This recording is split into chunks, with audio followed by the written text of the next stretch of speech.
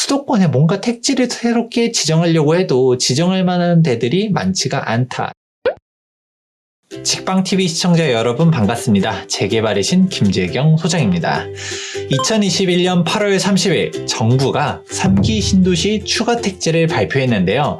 아니 공급 폭탄이 쏟아지나? 이렇게 우려하실 수가 있을 것 같은데 이 3기 신도시의 추가 택지 지정 현황들은 어떤 식으로 되어 있는지 이에 따른 영향은 어떤지 한번 정리해 보도록 하겠습니다.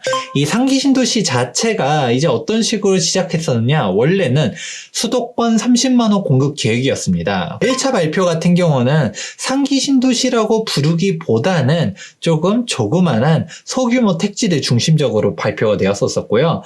본격적인 3기 신도시는 2018년도 12월 달에 발표가 되었었죠. 바로 남양주 우왕숙, 하남 교산, 인천 계양, 과천 이런 식으로 발표가 되었습니다. 또 3차 발표한 데가 바로 어디였었냐? 고양 창릉, 부천 대장, 이곳이 2019년도 5월 달에 발표되었고요.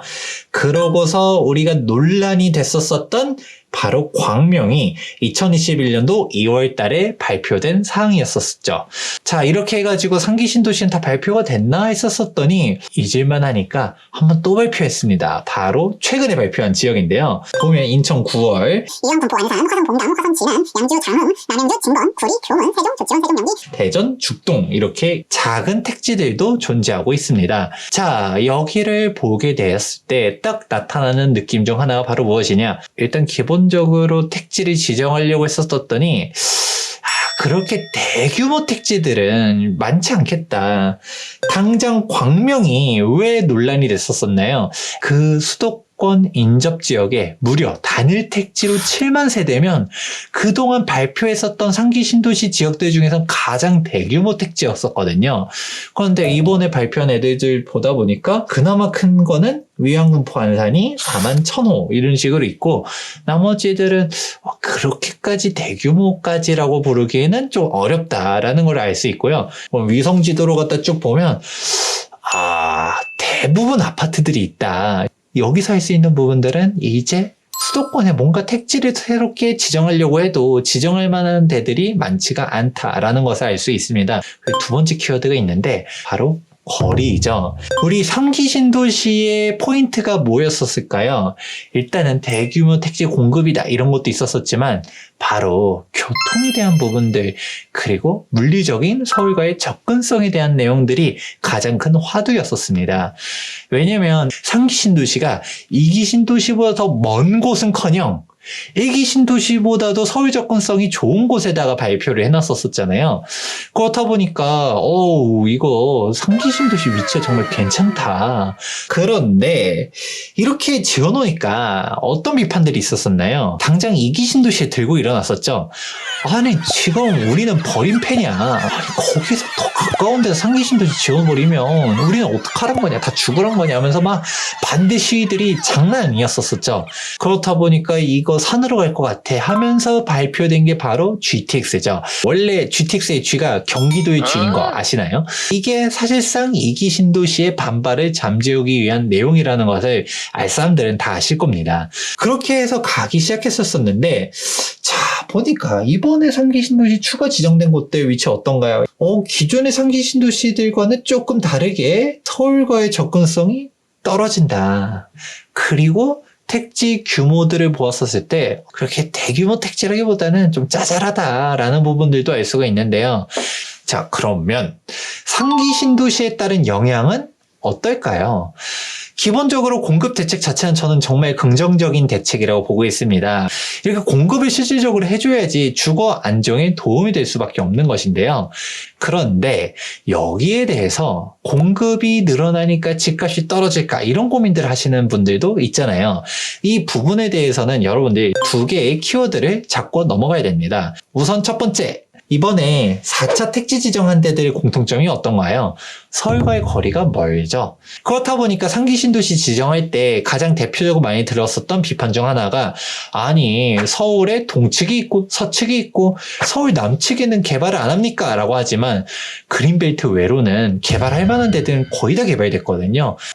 이제 개발이 추가적으로 되기는 쉽지 않겠네 라는 부분들을 이제 알 수가 있는 거고요. 이제 두 번째, 우리가 이렇게 상기 신도시를 추가적으로 짓게 되면 서울 집값이 잡힐까라는 부분들을 좀 생각해 봐야 되는데, 공급이 분명히 집값에 영향을 주는 거는 팩트입니다. 그런데 정확하게 어디에 영향을 주는지를 생각해 볼 필요성이 있는데요. 경기도에 이렇게 공급들을 많이 해놓게 되면 서울 집값을 잡을까요? 아니죠. 지금 서울에서 상기 신도시 발표했다라고 해서 막 피켓 들고 반대하는 사람들이 있었나요? 아니요. 서울 사람들은 관심도 없어요. 어디서 반대하느냐? 경기도권에서 많이 반대를 하고 있죠. 왜냐? 여기는 지금 재개발 재건축도 안 해줘가지고 주거 환경만 계속 낙후되고 있는데 더 수요가 뺏기는 거 아니야? 라는 우려가 있을 수밖에 없겠죠. 그러면 경기도권이라 해서 다 죽을까요? 아니요. 그렇진 않아요. 그러면 우리가 그 다음을 알아볼 수 있는 키워드가 있습니다.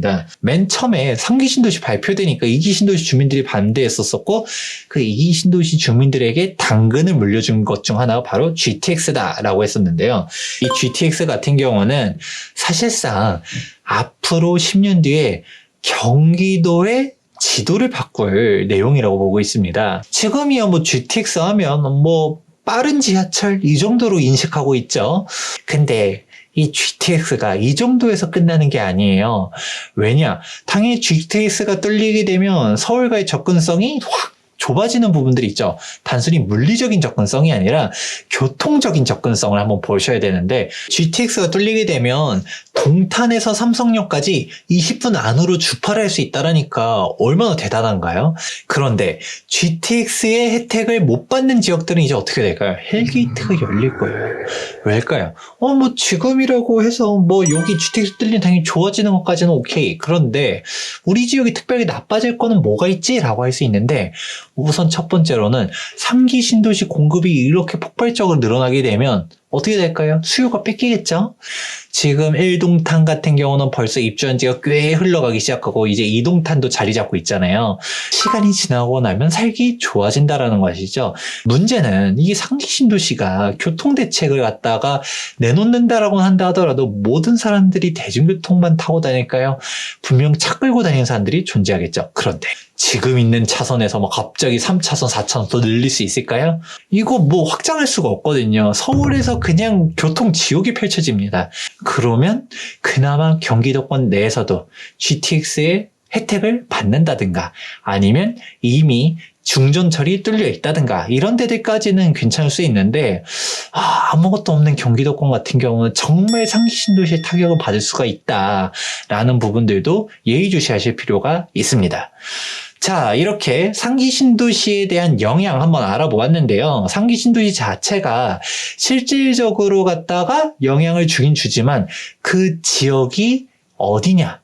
교통대책이 되지 않은 경기도권에 타격을 줄 수밖에 없다라는 부분들을 알아두시면 좋을 것 같고요. 그렇게 되지 사실 서울이 흔들리기는 어렵다까지는 정리해드리도록 하겠습니다. 그러면 제가 여기서 한 발 더 나아갔을 때 상기 신도시 자체를 기다리시는 분들에게 조금 생각해보면 좋을 만한 내용도 한번 첨언해 드리도록 하겠습니다.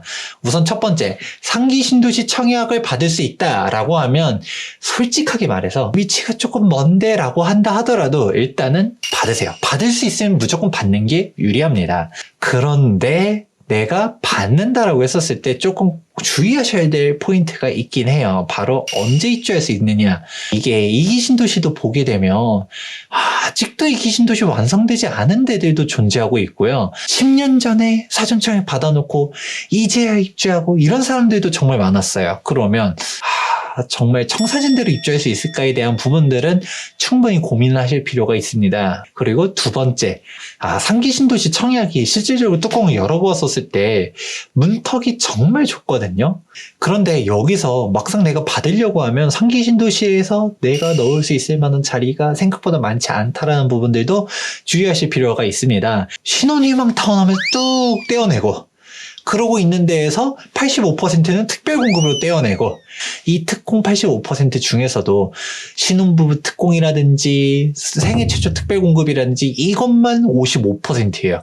그런데 생애 최초 특별 공급도 혼인을 해야지만 넣을 수 있다는 사실 아시나요? 그럼 여러분은 생각할 거예요. 아니, 나는 지금 집이 없어서 결혼을 못 하는데 결혼을 해야지만 청약을 할 수 있다라고 하니까 이거 앞뒤가 안 맞는 거 아니야?